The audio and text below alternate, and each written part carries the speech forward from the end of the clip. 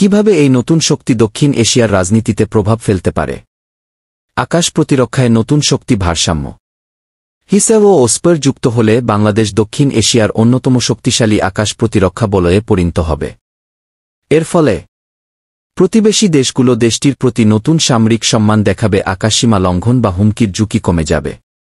বাংলাদেশের ওপর রাজনৈতিক চাপ প্রয়োগ করা কঠিন হয়ে পড়বে, এটি বাংলাদেশকে আঞ্চলিক নিরাপত্তা আলোচনা আরও গুরুত্বপূর্ণ কণ্ঠ দেবে।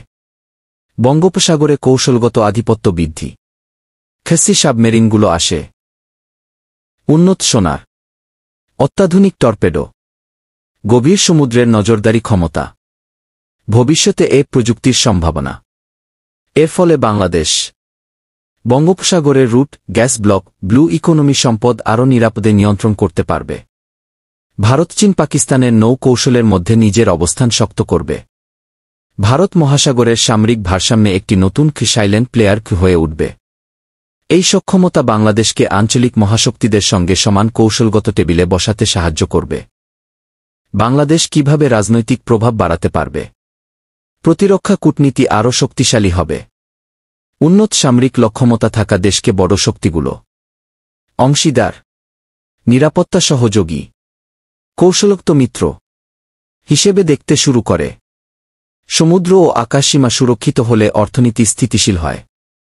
সমুদ্র অর্থনীতি, ব্লু ইকোনমি ও বিদেশি বিনিয়োগ নিরাপদ হলে রাজনৈতিক অবস্থান আরও শক্ত হয়। দেশের কণ্ঠ আন্তর্জাতিক মঞ্চে আরও জোরালো হয়। বৈশ্বিক জোটগুলো বাংলাদেশের দিকে তাকাবে। বাংলাদেশ একদিকে তুরস্ক, দক্ষিণ কোরিয়া, ন্যাটো প্রযুক্তি গ্রহণ করছে, অন্যদিকে চীন থেকে বিদ্যমান সামরিক সরঞ্জাম ব্যবহার করছে। এই বহুমাত্রিক ভারসাম্য তাকে আঞ্চলিক রাজনীতিতে একটি গুরুত্বপূর্ণ মধ্যম শক্তি কিতে পরিণত করবে।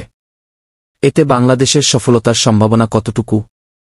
উচ্চ, যদি তিনটি শর্ত পূরণ হয়: প্রযুক্তি ব্যবহারে দক্ষতা ও নিরবচ্ছিন্ন প্রশিক্ষণ, রক্ষণাবেক্ষণ ও স্পেয়ার পার্টসের দীর্ঘমেয়াদী নিশ্চয়তা, কৌশলগত পরিকল্পনা ও রাজনৈতিক স্থিতিশীলতা। মধ্যম, যদি প্রযুক্তি উন্নত হয় কিন্তু কৌশলগত ব্যবহার সীমিত থাকে। কম, যদি শুধু কেনা হয় কিন্তু সিস্টেমগুলো একীভূত ও অপারেশনাল না হয়। সারসংক্ষেপ: বাংলাদেশ এখন এমন এক পর্যায়ে দাঁড়িয়ে আছে যেখানে প্রতিরক্ষা শক্তি শুধু সীমান্ত রক্ষার জন্য নয়, বরং দক্ষিণ এশিয়ার ক্ষমতার ভারসাম্য পুনর্গঠনে ভূমিকা রাখতে পারে। এটি শুধু সামরিক উন্নতি নয়, বরং রাজনৈতিক, কূটনৈতিক ও অর্থনৈতিক প্রভাব বাড়ানোর সুযোগ। আপনার কি মনে হয়? নিচে আপনার মতামত জানাবেন।